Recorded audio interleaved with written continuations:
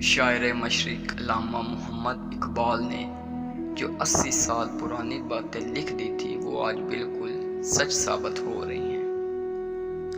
کل مذہب پوچھ کر بخش دی جان میری، آج فرقہ پوچھ کر اسی نے ہی لے لی جان میری۔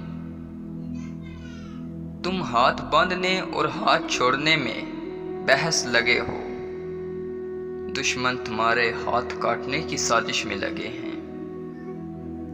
زندگی کے فریب میں ہم نے ہزاروں سجدے قضا کر ڈالے، ہمارے جنت کے سردار نے تو تیروں کے برسات میں بھی نماز قضا نہیں کی۔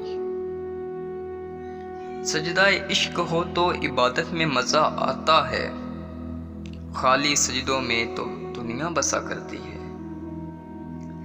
لوگ کہتے ہیں کہ بس فرض ادا کرنا ہے، ایسا لگتا ہے قرض لیا ہو رب سے۔ تیرے سجدے تجھے کافر نہ کر دیں، تو جھکتا کہیں اور ہے اور سوچتا کہیں اور ہے۔ کوئی جنت کا طالب ہے تو کوئی غم سے پریشان، ضرورت سجدہ کرواتی ہے عبادت کون کرتا ہے۔ کیا ہوا تیرے ماتھے پر جن سجدوں کا نشان، کوئی ایسا سجدہ بھی کر جو چھوڑ دے زمین پر نشان۔ پھر آج حق کے لیے جان فدا کرے کوئی، وفا بھی جھوم اٹھے یوں وفا کرے کوئی۔ نماز 1400 سالوں میں انتظار ہے کہ مجھے صحابہ کی طرح ادا کرے کوئی۔ ایک خدا ہی تو ہے جو سجدوں میں مان جاتا ہے، ورنہ انسان تو جان لے کر بھی راضی نہیں ہوتا۔